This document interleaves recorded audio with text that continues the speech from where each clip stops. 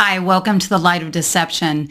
Today I'm going to continue in the series 24 Deceptive Practices in Today's Churches. Now, if you haven't seen part 1 through 6, it's available to you. I'm going to put the links below. I wanted to start off with talking about what the site is about, this channel is about, teaching about church and world deception from a biblical viewpoint. So I hope that you find all the resources that you find at the lightofdeception.com. It's going to be useful to you and to learn all these ins and outs about what's going on in today's world as related to what's coming in today's churches. So this is going to be such an interesting continuation in this series. So what we're going to be talking about today is children. How are children being influenced by transcendental meditation? How does it come into as early as preschoolers and on through the ages where a child can understand and start practicing transcendental meditation? It could be that they're just trying to learn to breathe and calm down. It could be that they're going through some kind of anxiety in these days, and so maybe the parents are thinking, we need to get into these practices of yoga, and our kids need to be able to be more calm and learn how to breathe through their troubles. And why is that it's the children in these young ages are so anxious and are experiencing anxiety? It could be stuff that's going on in the family. It could just be the world that we're living in. And I say that a lot of times it's going to be technology. A lot of the stuff that these little guys are getting involved with are all kinds of action on TV, right? All these things and scenes switching and changing, and all this stuff is happening, right? So in their quiet time, they're still anxious. They have devices in their hands. They have phones and games at a very young age. And so living without having all kinds of distractions and all kinds of flashing scenes and everything moving at such a fast rate, and then all of a sudden things calm down, is how can you stop fidgeting around because you're so used to going so fast? And so how can the enemy get a hold of our children? Can't he lure us into mindful thinking, mindfulness thinking, transcendental meditation to calm the child down? And I know that sometimes people use these things for ADHD, ADD, and different things like that, and that they feel like that if they can just blink out their mind, if they can just say a mantra over and over again, if they can just be in the silence for a certain amount of time and then they increase the times, if they can get into the meditation where they're just crisscrossing their legs and putting their hands up in the air, if they can just get into these stances in yoga, maybe this will calm the child down. So what really happens when children get involved in transcendental meditation? I want you to see these videos. I'm going to stop between the videos, but I think I'm going to show 3 of them. They're pretty short. They're a couple minutes each. So here's the first one. Let me give you the title for it too, so you know what we're going to be looking at first. It's called Teaching Your Child How to Meditate. After that, it's going to be Kids and Meditation. Then the third one's going to be Mindful Kids in 10 minutes. They're going to be using 10 minutes a day. So, and then the last one, there is a 4th one here, but they're all very short. It's called Breathe, Calm, Connect in 10 minutes a day. So those 2 are kind of the same. They're going to be the same principle, but I want to show you how a child as early as 2 years old can start being led into transcendental meditation, and how these are in today's schools. Now, I'm not saying all private schools have it in there. Lots of public schools, some private Christian schools are adopting these methods and bringing them into the school. So here we go. Growing numbers of people say meditation helps them keep calm and focused in their daily lives. Could the practice also work for children who aren't necessarily known for their capacity for sitting still? Well, growing numbers of families are making meditation part of their daily routines. And here to tell us more is WSJ's work family columnist, Sue Schellenbarger. Hi, Sue. Can a child really be taught to meditate? There's usually a certain amount of giggling and wiggling that goes on, and it takes time and patience and a sense of humor, but it can be done. So tell us about some of the families you spoke with who are trying family meditation. How do they approach it? One mom who's a longtime meditator simply set an example for her son and found that he really wanted to join in, and she naturally let him take part when he wanted to. Another family of an 8-year-old girl started a candle gazing meditation for 5 to 15 minutes after breakfast every morning. Setting a routine worked, and the daughter seemed to enjoy that. With younger children, it can be good to use guided meditations where there's a little book called Sitting Still Like a Frog, where, as the title implies, you teach your child to sit like a frog, poised and alert, or to focus on breathing in the belly rather than let your thoughts carry you away. So there are also classes at some meditation centers now for children. Okay, can you see how easy it would be to teach a child from such an early age to get in touch with their silence, to get in touch with the quietness, and to think on nothing and just kind of empty out the brain, and how you can get a child to, they'll teach it in a way that seems like that maybe their education will be better. Maybe they can think and be quiet for a while. Maybe these things can, help them in education. So they're going to promote it based on calming the children down so they can actually think more. Well, how about reading a book to a child? How about reading the Bible to a child?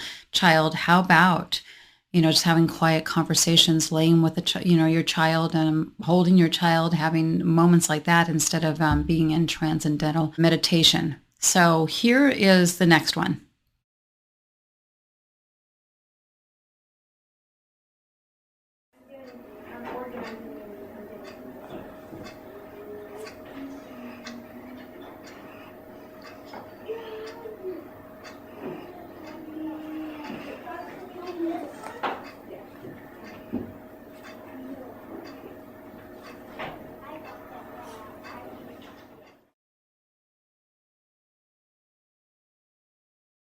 How about you, Heidi? What's meditation? So you can feel good.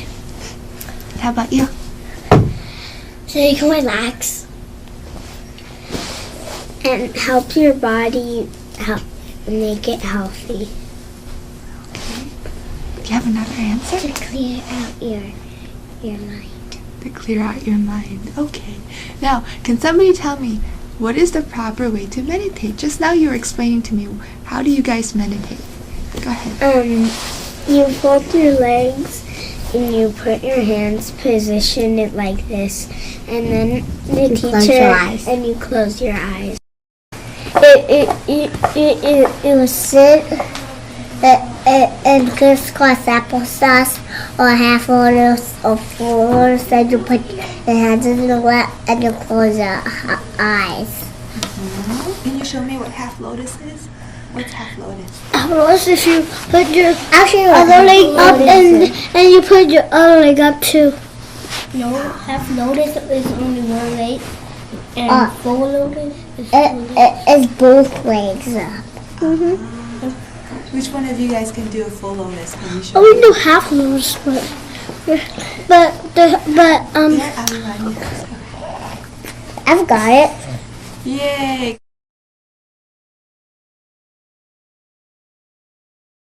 So we want students to get a chance to practice meditation and experience this practice, because it will help them to understand themselves better and be more aware of their feelings, their emotions, their thoughts. And it also has effects that are helpful for their academic studies. They will concentrate better. Some have reported that they have better memories. It's also a time for them to relax.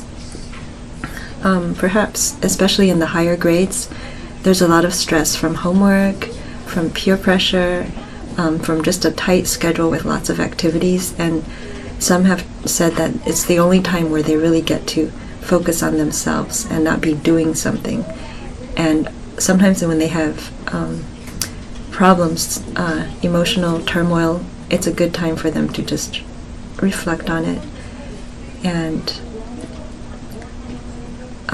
we started right from kindergarten because it's a skill, just like any kind of physical skill, or reading or writing or learning to play basketball.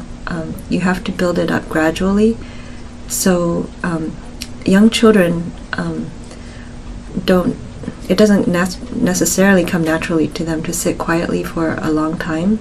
So we start out where they sit just a minute and they have something to focus on, and it's usually taught like a game.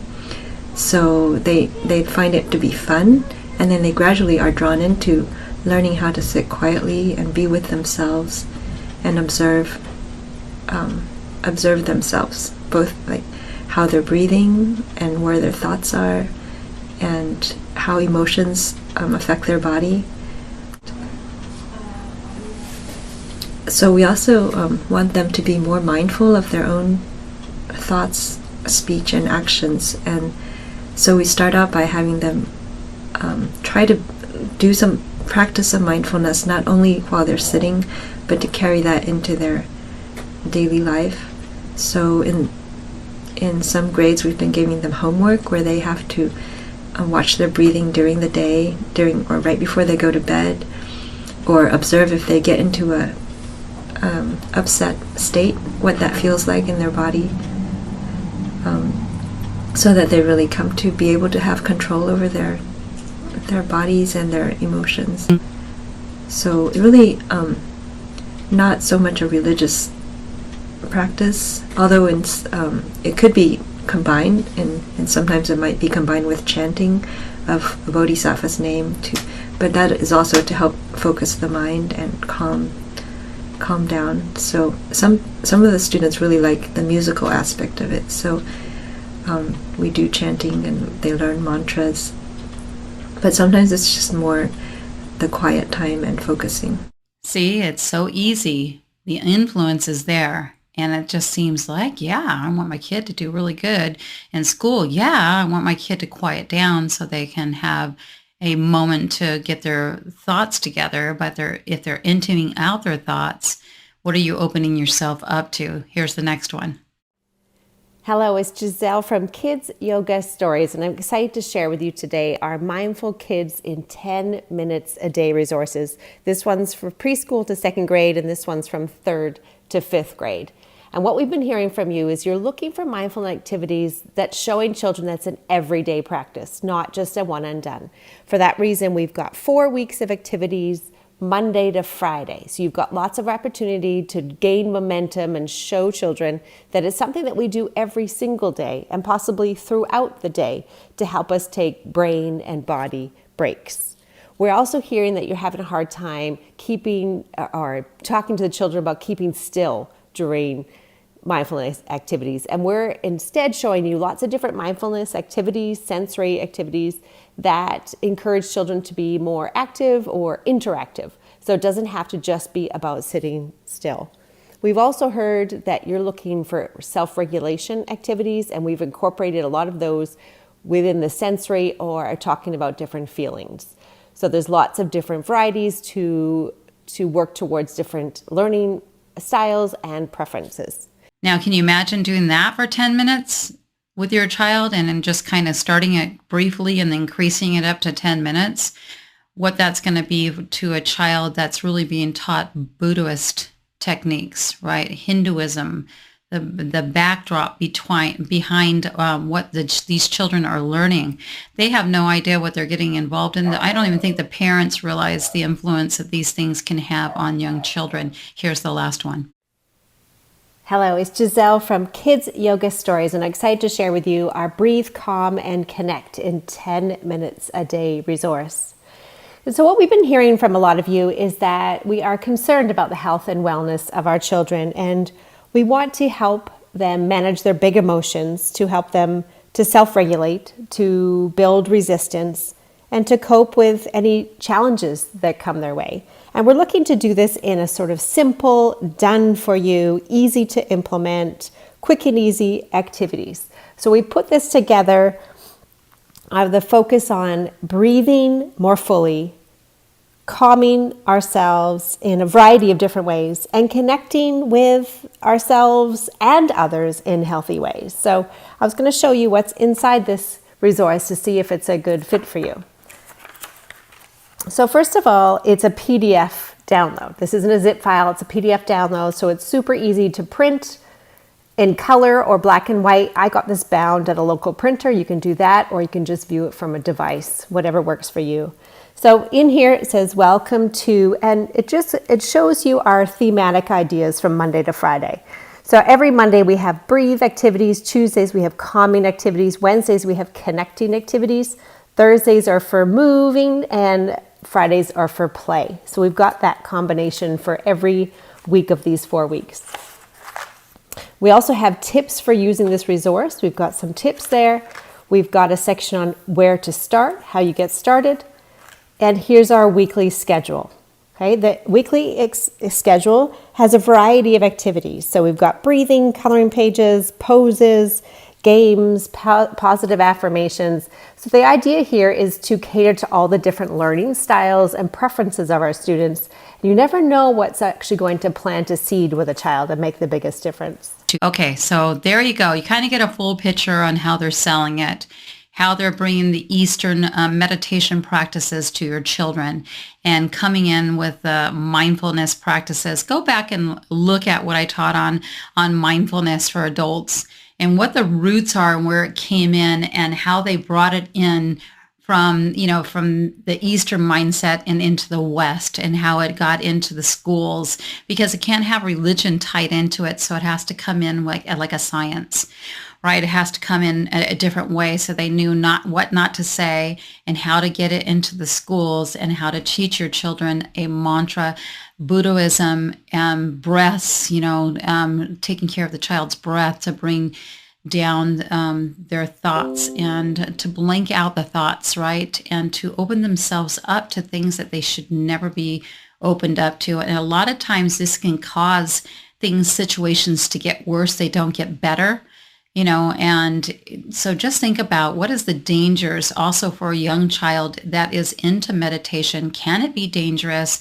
Can it lead to more anxiety? Can it lead to depression? Could it lead to different things if you're opening up your child to these kind of practices? And can't you just teach your child to calm down and have a quiet space and, so they can sit and read a book and you can, those kind of things, and moments of, it's okay to be quiet and have some still time without going into the silence. I think that's the difference. Here's something that I wanted to talk to you about a little bit more because it's just going to have a little bit more research behind it too. It's called Over 100 Pastors Sign Letter to Ohio Board of Education Opposing Yoga Meditation Being Taught in the Schools. That is so true. Beware of mindfulness meditation, especially for children, is dangerous. And this is from Lighthouse Trails Research. They actually both are. Let's see why that would be so and why that would be dangerous. I'm just going to read a little bit of it so you can see. As a fast-growing number of public schools are incorporating mindfulness meditation into the lives of the school children, few seem aware of just how dangerous meditation can be, especially for children. The following is an excerpt from our 2018 booklet. It's called Mindfulness. Here's the dangers.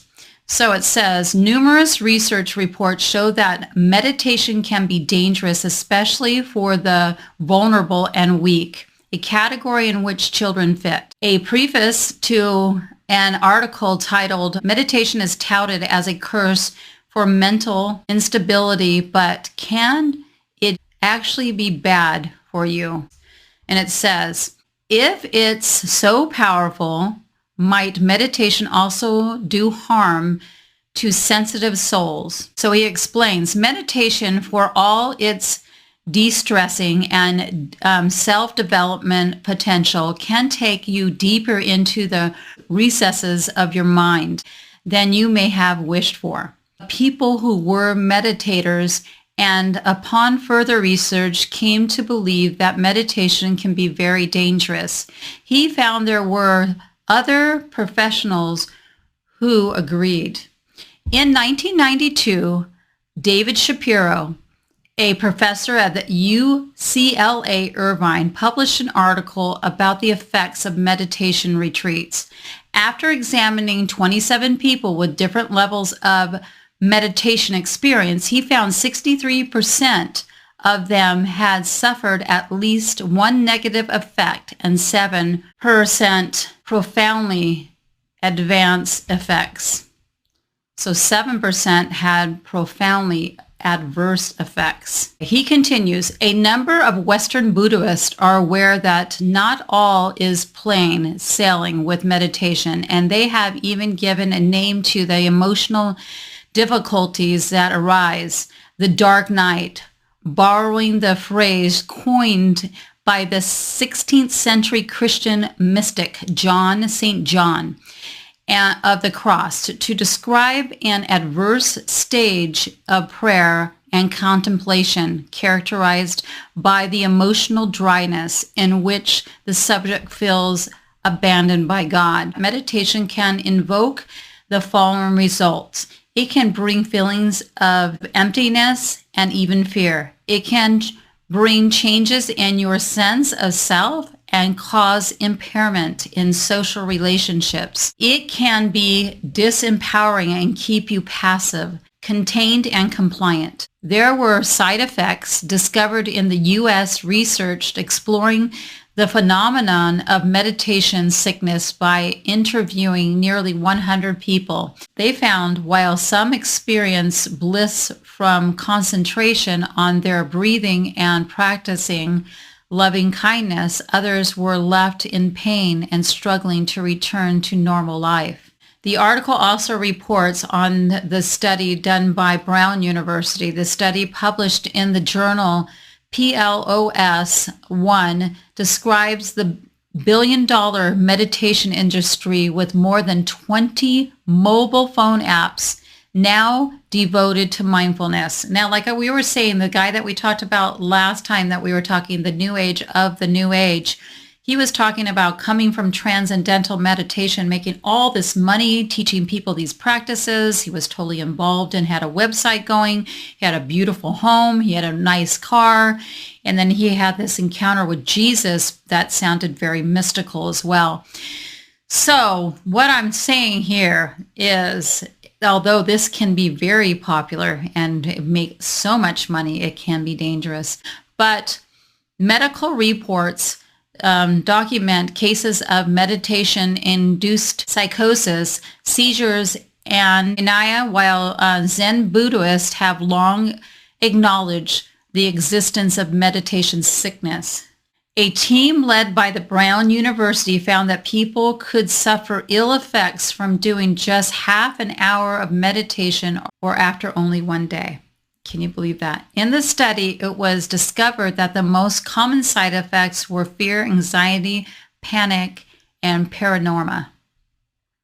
So if we're setting up our kids to go under this with all these side effects, right, then is it really going to be helping them with their fear and anxiety if it's causing fear and anxiety and panic, right?